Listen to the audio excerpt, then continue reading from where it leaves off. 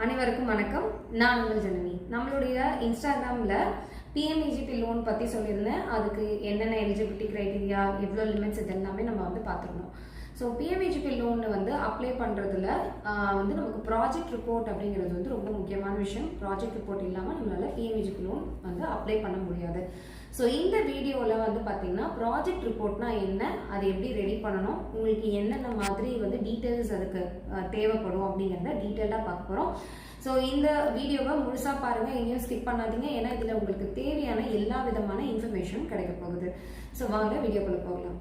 முதல்ல ஒரு project report அப்படின்னா என்னன்னு பார்த்தீங்கன்னா, நீங்கள் ஒரு பிஸ்னஸ் ஸ்டார்ட் பண்ண போகிறீங்க. ஸோ பேசிக்லி பிஎம்இஜிபி லோன் அப்படிங்கிறது நியூ பிஸ்னஸ் ஸ்டார்ட் பண்ணுறவங்களுக்கான ஒரு லோன் சொல்லியிருந்தோம்.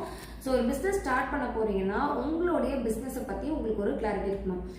நீங்கள் எவ்வளோ இன்வெஸ்ட்மெண்ட் பண்ண போகிறீங்க, உங்களுக்கு டோட்டலாக எவ்வளோ எக்ஸ்பென்சஸ் ஆக போகுது, என்னென்ன மாதிரி பொருட்கள் உங்களுக்கு தேவைப்படுது, ஸோ அதை வச்சு நீங்கள் என்ன மாதிரி பிஸ்னஸ் ஐடியா வச்சுருக்கீங்க, அதாவது உங்களோட இன்வெஸ்ட்மெண்ட் போட்டு உங்கள் பிஸ்னஸை எப்படி டெவலப் பண்ணுறதுக்கு நீங்கள் என்ன மாதிரி திட்டங்கள் வச்சுருக்கீங்க, இது எல்லாத்தையும் வச்சு தான் ஒரு ப்ராஜெக்ட் ரிப்போர்ட் நம்ம ரெடி பண்ணணும். ஸோ ஒரு ப்ராஜெக்ட் ரிப்போர்ட் பார்த்தீங்கன்னா ஒரு 10 இம்பார்ட்டன்ட் டாபிக்ஸ் இருக்குது. அது ஒன்று ஒன்றா பார்க்கலாம். ஸோ ஃபஸ்ட்டு ப்ராஜெக்ட் ரிப்போர்ட்டில் எக்ஸிக்யூட்டிவ் சம்மரி அப்படிங்கிறது தேவை. அதில் என்னென்னு பார்த்தீங்கன்னா, நீங்கள் உங்களோட நேம், இப்போ நீங்கள் இண்டிவிஜுவல் பர்சனாக ஒரு பிஸ்னஸ் ஸ்டார்ட் பண்ண போகிறீங்க, உங்கள் நேமில் பிஸ்னஸ் இருக்க போகுது அப்படின்னா உங்களோட நேம், ஆர் ஒரு ரிஜிஸ்டர்டு ஒரு நேமில் ஸ்டார்ட் பண்ண போகிறீங்க, ஒரு என்டர்பிரைஸ் நேமில் ஸ்டார்ட் பண்ண போகிறீங்கன்னா உங்களோட என்டர்பிரைஸ் நேம். அதுக்கு அடுத்தது என்ன டைப் ஆஃப் பிஸ்னஸ் நீங்கள் பண்ண போகிறீங்க, மேனுஃபேக்சரிங் இண்டஸ்ட்ரியா, ட்ரேடிங் இண்டஸ்ட்ரியா, இல்லை சர்வீஸ் இண்டஸ்ட்ரியா. ஸோ பிஎம்இஜிபி பொறுத்த வரைக்கும் சர்வீஸ் அண்ட் மேனுஃபேக்சரிங் ரெண்டுத்துக்கும் லோன் கொடுக்குறாங்கன்னு சொல்லியிருந்தோம் இல்லையா. ஸோ அந்த இண்டஸ்ட்ரி டைப் நீங்கள் இது பண்ணணும். மேனுஃபேக்சரிங்னா என்ன, சர்வீஸ்னா என்ன, நீங்கள் ஏதோ ஒரு பொருள் உற்பத்தி பண்ண போகிறீங்கன்னா நீங்கள் மேனுஃபேக்சரிங் இண்டஸ்ட்ரிக்கு வருவீங்க. நீங்கள் இப்போ ஒரு பியூட்டி பார்லர் மாதிரி இல்லை ஒரு சூப்பர் மார்க்கெட் மாதிரி பண்ண போகிறீங்க அப்படின்னா அது சர்வீஸ் இண்டஸ்ட்ரியில் வரும். ஸோ அதுக்கேற்ற மாதிரி டைப் ஆஃப் பிஸ்னஸ் போடணும்.